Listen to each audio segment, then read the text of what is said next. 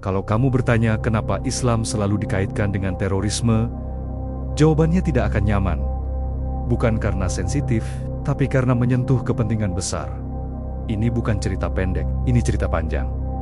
Dan kalau kamu bertahan sampai akhir, cara pandangmu kemungkinan tidak akan sama. Islam adalah agama yang damai. Tapi, mengapa selalu dianggap teroris oleh Barat?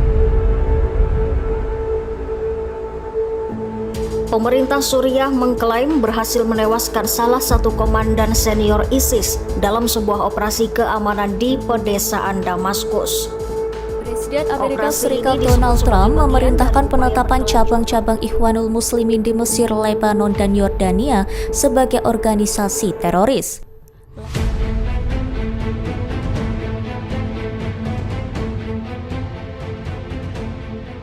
Kenapa setiap kata teror muncul?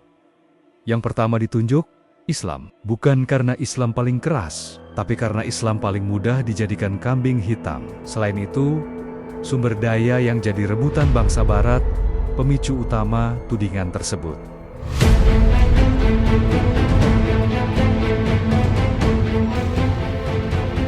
Ini sebenarnya soal minyak, gas, emas, dan jalur dagang. Agama hanya dijadikan judul, sumber daya adalah isi ceritanya. Aneh, tapi nyata. Hampir semua negara yang dicap teroris adalah negara kaya sumber daya. Timur Tengah, Afrika Utara, Asia Selatan, kaya di perut bumi, miskin dalam citra global. Mereka hanya mempertahankan hak mereka, mempertahankan apa yang ada di bawah tanah mereka. Minyak ditemukan, gas menyembur, uranium terdeteksi. Sejak saat itu, label mulai disiapkan. Bukan kontrak duluan, tapi stigma duluan. Tapi Barat selalu berusaha untuk menguasai hak mereka dengan cara terbilang aneh. Dengan sanksi-sanksi yang dibuat dan menyerang dengan alasan perdamaian dunia. Karena sumber daya tidak bisa diambil begitu saja, harus ada alasan. Dan alasan paling ampuh adalah ketakutan. Maka lahirlah kata sakti. Terorisme. Negara Islam yang patuh disebut sekutu. Negara Islam yang menolak dikontrol disebut teroris. Standarnya bukan moral, tapi kepatuhan.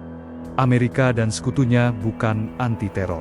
Mereka anti negara yang ingin mengelola sumber dayanya sendiri. Irak adalah contoh paling jujur. Senjata pemusnah massal tak pernah ditemukan, tapi ladang minyaknya aman, terjaga, dan terdistribusi. Libya sebelum jatuh adalah negara stabil dengan cadangan minyak besar. Setelah dicap sarang teror, negaranya hancur. Minyaknya tetap mengalir. Afghanistan bukan kaya minyak, tapi kaya posisi strategis dan mineral langka, jalur dagang, lithium, dan kendali kawasan. Palestina bukan soal agama, tapi tanah, gas di laut, dan posisi strategis. Namun narasinya selalu sama. Keamanan dan teror. Jika konflik terjadi di negara miskin tanpa sumber daya, dunia diam. Tapi jika menyentuh minyak dan gas, dunia tiba-tiba peduli. Terorisme sering dipakai sebagai tiket masuk. Masuk membawa senjata, keluar membawa kontrak. Media merapikan cerita. Negara kaya, sumber daya, muslim, dan melawan kepentingan global. Langsung disebut teroris. Ayat dan simbol agama dijadikan topeng. Padahal perang modern jarang soal iman. Lebih sering soal tambang dan pipa. Islam dijadikan wajah konflik agar terlihat primitif dan emosional. Padahal yang bekerja adalah korporasi modern dan politik rapi.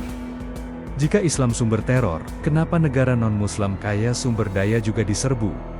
Saat melawan kepentingan global, label teroris memudahkan segalanya.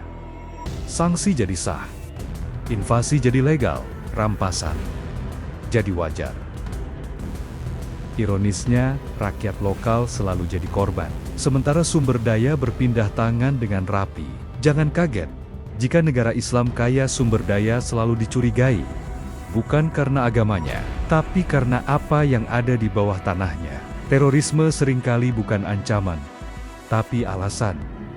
Alasan untuk masuk, alasan untuk tinggal, alasan untuk mengambil